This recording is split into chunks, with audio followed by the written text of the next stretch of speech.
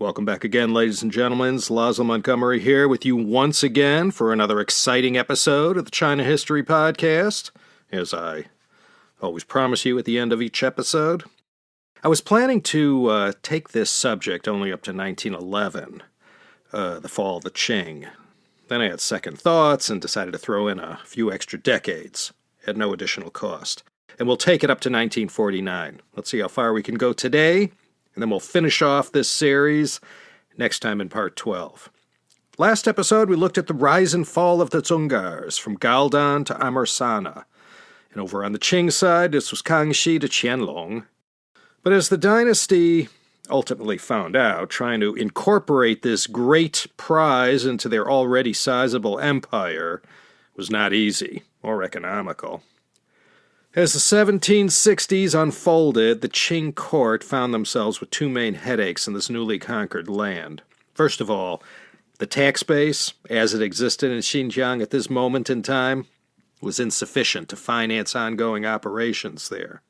And for such a massive province at any given time, there simply wasn't enough Manchu Qing muscle power on the ground. They were limited in how much they were able to enforce their rule. So the Qing had to rely on carpetbaggers and local begs to be their eyes and ears and collect taxes. But once these people were in place, they started feasting on the local populace, and as it happens, this created social instability and popular unrest. How many times has that happened in world history? Variations on this theme will keep repeating over and over in all the oasis towns and all the basins of Xinjiang. And this merciless taxation and shaken down residents by unscrupulous officials representing some government the common people had never heard of, over and over, there will be uprisings. And over on the other side of the Xinjiang border, no one was particularly happy with the new arrangement and having the likes of China now right on their doorstep, so to speak.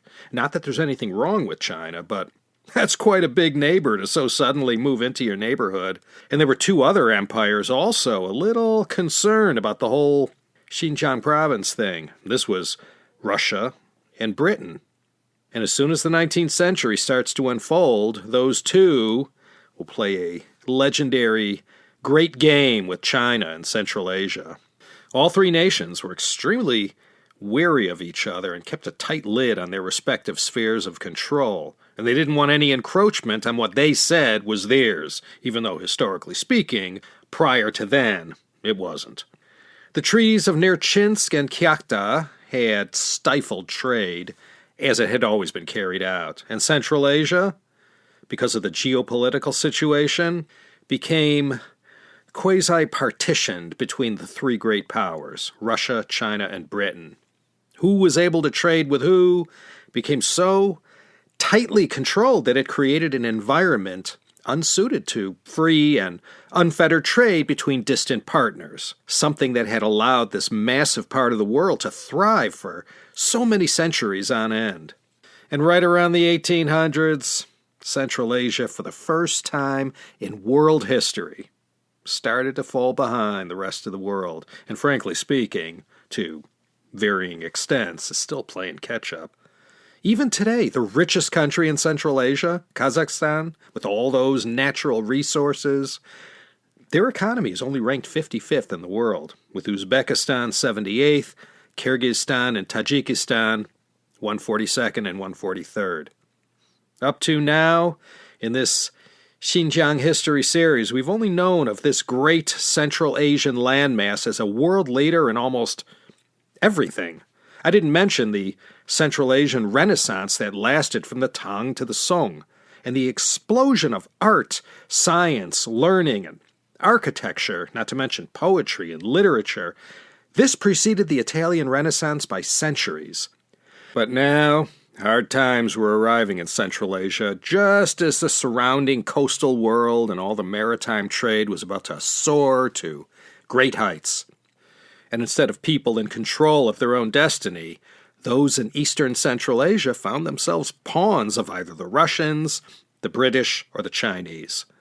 The ensuing economic decline of this region was swift and long-lasting. Such a far cry from those times of all the great conquerors of days past who we heard of in previous episodes. Last time in Part 10, we looked at the Qing Dynasty in its heyday, the 4 great emperors who got to be at the helm when the dynasty was going nowhere but up. And just as Shunzhi, Kangxi, Yongzheng, Qianlong means one thing, Jiaqing, Daoguang, Xianfeng, and Tongzhi was the complete opposite. 2 opposites of the same empire and dynasty. Unfortunately for China, at this stage of the game, the technology simply didn't exist yet that would facilitate an easy and efficient takeover of Xinjiang. Transportation and communication was good, but not good enough to run a tight ship. So what else could the Manchus do, except leave everything in the hands of the locals and hope for the best? And the maintenance of Xinjiang was proving to be prohibitively expensive. And remember, at the start of the 1840s, the century of humiliation had just kicked off. So at a time like this, reeling from rebellion and only waking up to what was happening in the rest of the world, Xinjiang didn't rank that high on the list of priorities. So things started to slip. But in the north of Xinjiang, at least, the first century after Qianlong's conquest of this Muslim land was relatively peaceful and stable. The Tarim Basin had changed little and had not yet felt the full force of the Qing Dynasty. As I said, the Qing court subcontracted the management of the south of Xinjiang out to the local begs, and whatever animosity or hard feelings existed between the Uyghurs and the invaders, it was mostly directed at the Manchus and less so the Han. And by 1853, the year the Taiping rebels took the city of Nanjing and made it their capital, whatever funds there were in the treasury went to fighting rebels. The government support stopped flowing westward. The Qing Dynasty was fighting for its very survival and would have to put Xinjiang on the back burner until the last of these rebellions were put down. And that's pretty much what happened. With no one in charge, the corruption and abuse by local officials was like nothing the region had ever seen. Taxation was out of control, and Uyghur men faced all kinds of dangers as conscription and other dangers became rife. The Manchus, who had the misfortune to be serving in this part of the empire at this time, with no love being shown to them by the imperial court out east, their situations deteriorated to the point where they could no longer do their job and just became local forlorn fixtures of the towns they served in, present but no longer in charge. The post-Qing conquest, toxic soup that was Xinjiang, and especially the Tarim Basin, led to a great deal of suffering and popular discontent, and there were always outside players stirring the you-know-what to influence events, and the scent of rebellion was always in the air. So in 1864, with the U.S. Civil War happening on the other side of the world, rebellion broke out. It began with the Dungans. These people were Muslims, but not Uyghur Muslims, nor were they Turkic. The Dungans belonged to the Hui ethnic minority. These Hui were Han Chinese, who just happened to be Muslim, too. There's more than 20 million Hui in China today. Hui are all over China, but Gansu and Ningxia has a pretty high concentration. In many cases, they were a byproduct of the ancient Silk Road and had either married into the faith or just embraced it early on. The Chinese called them Hui, and the Europeans called them Dungans. Although they shared a common faith, they didn't get along with the Uyghurs, and at times they were terrible enemies. And the Hui had had enough of being preyed upon by local officials out to line their pockets while the Qing Dynasty was tied up fighting for its very survival back east. So the Dungans rose up, not against the dynasty. Their beef was with the Manchu, Chinese, and Mongol bureaucratic oppressors who were squeezing them for all they were worth, and then some. Everything came to a head in June 1864. When rumors started to go around the Hui community that the Tongzhi Emperor, son of the Empress Dowager Cixi, was going to send the military to Xinjiang and wipe them out in a preemptive strike and do away with all their belly aching. And this rumor had legs, spreading all around Xinjiang. in Kucha, Urumqi, Yarkand, Kashgar, Yengisar, and then one by one throughout the entirety of the Tarim Basin, this Dungan revolt spread. And when the fighting reached the Turpan Basin in Hami, all signs of Qing authority were attacked, and before long, all the other Turkic Muslims joined the fray. These included the Uyghurs. Now, mind you, back then they were not calling themselves Uyghurs, but these were mostly the people who today call Xinjiang home. So what was initially a revolt led by the Hui ethnic minority turned into a general Muslim free-for-all directed against the Qing Dynasty for grandfathering all this local abuse meted out by their representatives that the people had to put up with since the conquest. At this time, Xinjiang's Muslim communities were not fighting amongst themselves. Though not everyone practiced their Islam the same way, they all, this early in the game, generally got along. And as I mentioned, no beef with the Qing either. It was the utter mismanagement of the economy that was causing all this popular uproar. At midway through the 1860s, Xinjiang developed into a patchwork of small turfs ruled by local strongmen. And with this breakdown in governing and order, all of those immediately to the west of Xinjiang, Kazakhs, Uzbeks, Kyrgyz, other Turkic peoples, they saw an opening to exploit. And this is where Yaqub Beg enters our story. He's a man of history, completely enveloped in myths, legends, and propaganda. I'll spare you the fluff and just talk about what some of the history books I read had to say. He came from what's today Uzbekistan, but back then was the Kokand Khanate. 3 sources I read all differed on whether Yaqub Beg was Uzbek, Tajik, or Kyrgyz. The Kokandis had moved in on the western Tarim Basin and had taken over a sizable part. Yaqub Beg had made a minor name for himself as an agitator and adventurer.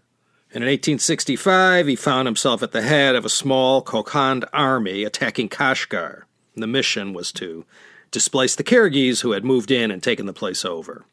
After his first taste of victory in Kashgar, Yaqub Beg made a decision to split from the Kokand Khanate. Over 1865 and into 1866, Yaqub Beg was neck-deep in all the fighting for local power happening in Kashgar and Yarkand.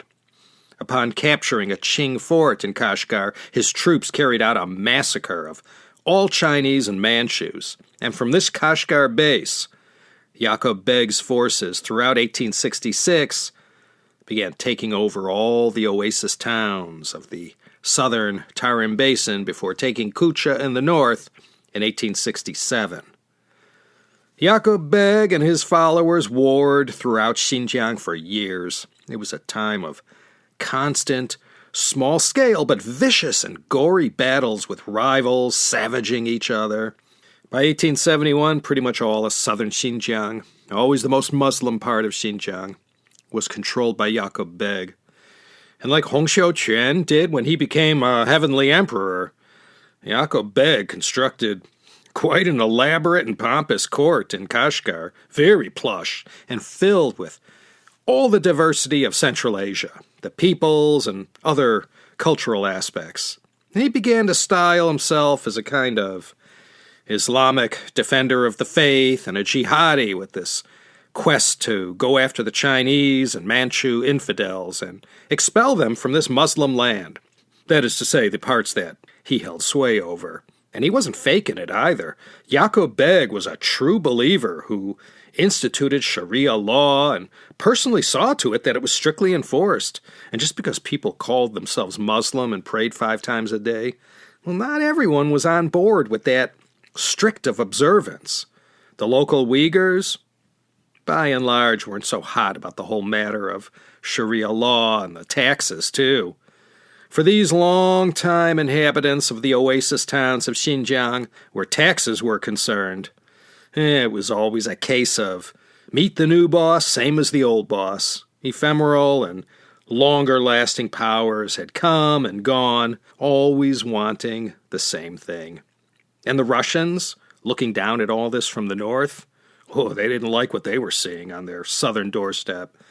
never one to pass up an opportunity in what was packaged up as a preemptive measure to protect their interests from the potential ravages of Yaqub Beg's soldiers and all the unrest he was causing.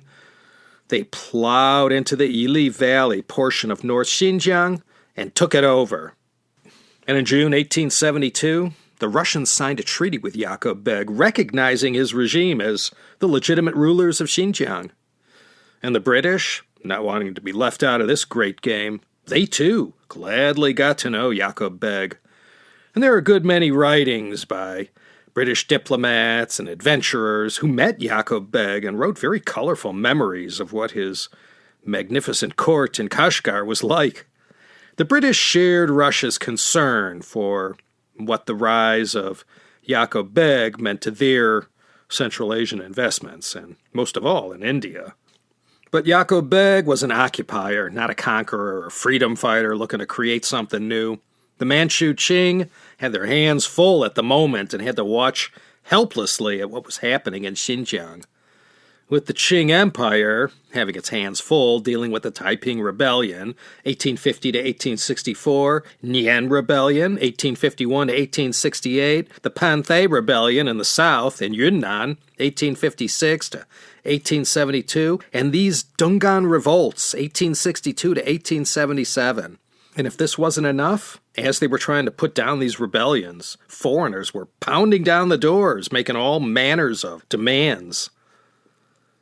Yaqub Beg's troops mostly stayed in the south of the Tarim Basin, while the Qing remnants were concentrated in the north, in Dzungaria. And not soon after Yaqub Beg took over all these towns rimming the Tarim Basin, he wore out his welcome pretty fast.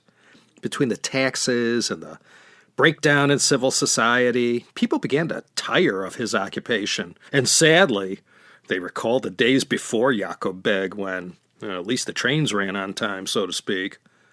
During the 1870s, after the conquest of most of Xinjiang by Yaqub Beg was complete, well, like the Dzungars, Yaqub Beg found his territory uncomfortably sandwiched in between the Russians and Chinese. There was a nagging fear that China might somehow get its act together. And if that happened, well, it would put Yaqub Beg in the same boat that past Dzungar Khans found themselves in. To shore up his security in Xinjiang in the case of any great rejuvenation in China, Yaqub Beg carried out vigorous diplomatic relations with the Russians and British. And to make nice with Tsarist Russia, Yaqub Beg offered all kinds of trading rights for them in Xinjiang. And the British, they too were hoping for relations, and after giving full recognition to Yaqub Beg's government in Xinjiang, they allowed him to keep an ambassador in London. How's that for interfering in China's internal affairs? So Yaqub Beg was an early pioneer in manipulating foreigners to his advantage. And these friendly relations led to increased arms sales to Yaqub Beg, as well as enhancing his image in the region as a legend in the Islamic world. And in order to build his brand in the eyes of the people, Yaqub Beg even claimed descent from Tamerlane and tried to wrap himself up in all kinds of Jinghisid and Islamic legitimacy. His strategy was to build up his power and use his diplomatic relations with Britain to ward off any potential recovery of China. And that way, if the Qing Dynasty was able to be taken off their respirator and decided to return and reconquer Xinjiang, he'd be able to keep them out. But looking at the condition of the Qing Dynasty, no one in their right mind could see them rising to the occasion. They were a living, breathing definition of a dying empire. The Russians and British played their great game to protect their own interests in Asia, and Yaqub Beg was tangled up with all the strange machinations of these two great 19th century empires. Back in Beijing, the same old argument was being fought at court over the importance and criticality of Xinjiang to the Qing Empire. Lined up on one side were the proponents of making Xinjiang part of China, and on the other side were all those who said that place wasn't worth the price. Never had the treasury been more empty at a time when funds were desperately needed to fund a budding military and keep up with reparations. And many argued that, well, what was the use of wasting money to reconquer Xinjiang if the cost to hold on to it meant it would surely be lost again? From any angle you looked at Xinjiang, from the Chinese perspective, it wasn't looking terribly promising. They needed both a miracle and a hero. And that, my friends, is where the man behind the great American dish, General Zuo's chicken, enters our story. Zuo Zongtang, this man was one of China's greatest modern warriors. He took part in all the rebellions of the day, fighting against the Taipings, Nian, and Dungan rebels. Besides his military service to China, Zuo Zongtang also later served as a high-ranking official and was a scholar to boot, and very accomplished in agriculture, bringing this particular expertise he had to all the places he served. Zuo Zongtang famously came from Hunan, from the city of Yueyang, not very far from where the great Chu kingdom scholar and poet from the Warring States period, Qu Yuan, committed suicide. General Zuo controlled a highly trained army, mostly made up of Hunanese. And if you remember from that Warlord series, I mentioned Zheng Guofan and his Hunan army. The army Zuo Zongtang controlled was also called the Hunan Army, but had a different Chinese name than the one created and led by Zheng Guofan. And as I said, he fought in both the Taiping and Nian rebellions. By this time in the dynasty, the Manchus knew they were way in over their heads with world events happening so fast and furiously. From here on out, all the important stuff in the country was left to the Chinese, especially where national defense was concerned. After a good showing against the Taipings in 1866, Zuo Zongtang was made governor-general of Gansu and Shanxi, northwest China. There, he led the fight to put down the Nian rebels, who had caused so much economic devastation in the north of China. The Dungan revolt was still going on, but that would have to wait until 1873, after Zuo Zongtang's Hunan army was finished with the Nian. Aside from being so destructive, war can also be a strain on the pocketbook. And what limited funds the Qing treasury had were being fought over by other vested interests. Li Hongzhang and Zuo Zongtang had to contend for those funds. What was more critical to the Qing Empire, coastal or frontier defense? How was Li Hongzhang going to build that navy if all those funds got diverted to shoring up China's northwest frontier with Russia and beyond Xinjiang's borders? Zuo Zongtang gave a compelling argument to the emperor's court about Britain's and Russia's designs on Xinjiang and how that place was so critical to each of those two nations' respective interests. If China could not hold on to Xinjiang, it would leave Mongolia wide open for exploitation by Russia. And with Mongolia acting as China's buffer in the north, well, Beijing would be vulnerable. Look how much Russia had snatched and grabbed already in the northeast. It was a convincing argument. In April 1875, Zuo Zongtang was made imperial commissioner for Xinjiang affairs. This slot had always been filled by Manchus or Mongols, never a Han Chinese. As I said, the Manchus were now more than willing to let the Chinese in these positions of power. Once Zuo Zongtang got settled, he began assembling a fighting machine 60,000 strong and armed them to the teeth with all the latest Western arms and killing devices. From 1874 to 1876, training was ramped up, and Zuo Zongtang's army got prepared for the onslaught against what Yaqub Beg had going in Xinjiang. And despite all the well-known impediments to logistics and supplying a land so far away from the center of the country, Zuo Zongtang, he knew his stuff and overcame all the logistical setbacks that befell him prior to D-Day.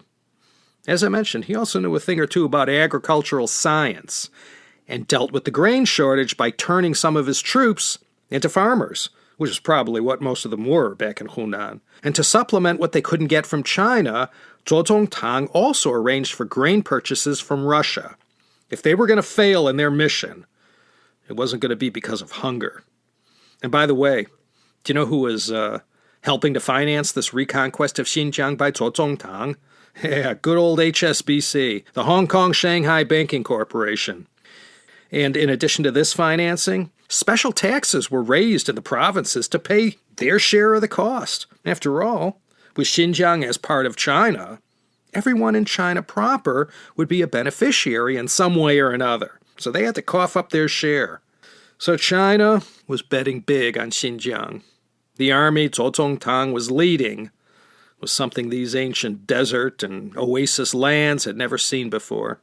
In August of 1876, General Zuo's army quickly took Urumqi, and within 3 months, all of Dzungaria was under Qing control, save for the portion of the Ili Valley that Russia had gone in and grabbed, saying they'd, give it back when all was stable again. The last thing the Russians expected was that someone like Zuo Zongtang might come along and do away with Yaqub Beg so quickly. As the Hunan army was training and preparing for these battles, Yaqub Beg had been busy making deals with the British and Russians. He had counted on them to be his diplomatic allies and support his state against any probable invasion from the east.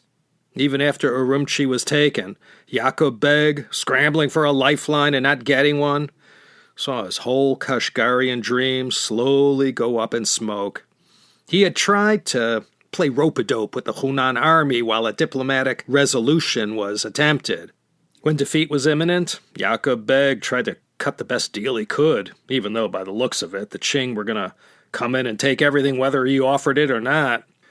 One of the intermediaries Yaqub Beg was pleading with on the British side was none other than the great sinologist Thomas Wade, of Wade Giles fame. He served the British for 30 years in China. In the end, Yaqub Beg was hoping, in exchange for submitting to the Qing, he would at least be able to hold on to Kashgaria. Thanks to Yaqub Beg's friends in high places, this deal he was offering was being mulled over in Beijing. But after the spring of 1877, the Qing forces had enjoyed a string of victories in the Tarim Basin, and the total conquest of Xinjiang was now looking like an inevitability. And I wanted to mention, the general who was actually in the field leading the troops for Zuo Zongtang was another Hunanese named Liu Jintang. Well, as I said, there was this mystique about Yaqub Beg. So much of his life is shrouded in legend. He was going down in defeat. What's strange is that pound for pound, Yaqub Beg's army on paper could have been a formidable opponent to the Hunan army. But rather than use that home field advantage and all that modern firepower purchased from Russia, he hung in there too long, keeping his powder dry and waiting for that Hail Mary to happen with a favorable diplomatic solution. And then, all of a sudden, May 30th, 1877, Yaqub Beg died. From a stroke, it said. Many Chinese sources said he committed suicide in despair, like they said about Galdan. We'll never know. All we know is that once Yaqub Beg, this bigger-than-life figure, once he was gone, everything he had held together in Xinjiang started to fall apart. Right after he died, there was a vigorous scrum amongst his allies to fill his shoes, but in the end, Yaqub Beg's Kashgaria was finished. There were no competent seconds-in-command waiting to take over. All the Hunan army, on behalf of the Qing Dynasty, all they had to do was just go in and mop up. In the end, the long, drawn-out battle with Yaqub Beg's army never came. A lot of the animus that exists between China's Muslim citizens and the government could trace the root of these hard feelings back to this time. The whole matter of us versus them, in Xinjiang at least, some say it all started here, right after the fall of Yaqub Beg and all the heartache that was to follow in the coming decades. And in the beginning of 1878, after Khotan had fallen, General Liu Jintang, on behalf of Zuo Zongtang and the Manqing Zhengfu, was able to pose for the camera in front of that mission-accomplished banner. The entire operation to reconquer Xinjiang had only taken something like 70 days. No wonder Zuo Zongtang got a chicken dish named after him. Liu Jintang was made the first governor-general of Xinjiang, and Russia, who in 1871 had gone and glommed onto the Ili Valley portion of the northwest Xinjiang border, ostensibly to protect their numerous citizens and interests from Yaqub Beg, reluctantly had to hand it over. Russian and Qing representatives first signed the Treaty of Levadia. The Qing representative who signed it later got chastised for agreeing to such a one-sided document that practically handed the wealth of Xinjiang to the Russians on a silver platter. The Qing imperial court in February 1880, once they had studied the details agreed to and saw how one-sided it appeared, rejected it outright. The Empress Dowager Cixi didn't like the terms of that deal, but her guy had signed it. This put both sides in an awkward position, and all of a sudden, there was talk of war in the air. To defuse the situation, Russian and Chinese diplomats met over 1880-1881 to hash out a deal. February 1881, this matter was concluded with the Treaty of St. Petersburg. Not the first and not the last Treaty of St. Petersburg. China got its Ili Valley lands back, but they had to pay the Tsar 1 million rubles. The Russians got to keep their part of the Ili Valley on the other side of the Xinjiang border. There they settled many of Yaqub Beg's former soldiers and loyalists who feared for their future livelihood under the Qing. And once this was settled, starting in the 1890s, there began a policy of full-blown, state-sponsored homesteading, starting in northern Xinjiang first, and then later in the south. Urumqi was made the new provincial capital, still is today. Between 1884 and 1911, most of the officials picked to manage the government bureaucracy in this new province were Han Chinese, with more than 55% of these homesteaders coming from Liu Jintang's province of Hunan. And this time the government tried something new.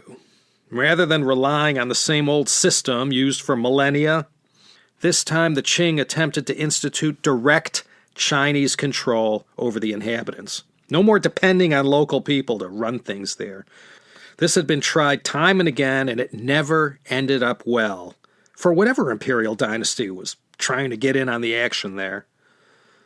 Again, like everything about Xinjiang back then, taking over and asserting control was one of those harder to implement than put on paper kind of things.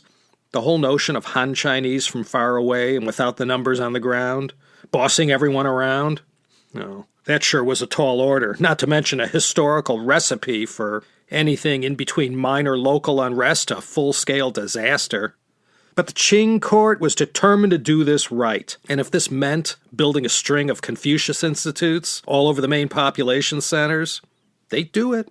Even General Zuo Zongtang, serving as the viceroy out in those parts, he had said, quote, "If we wish to change their peculiar customs and assimilate them to our Chinese ways, we must found free schools and make Muslim children read Chinese books, recognize characters, and understand spoken language." End quote.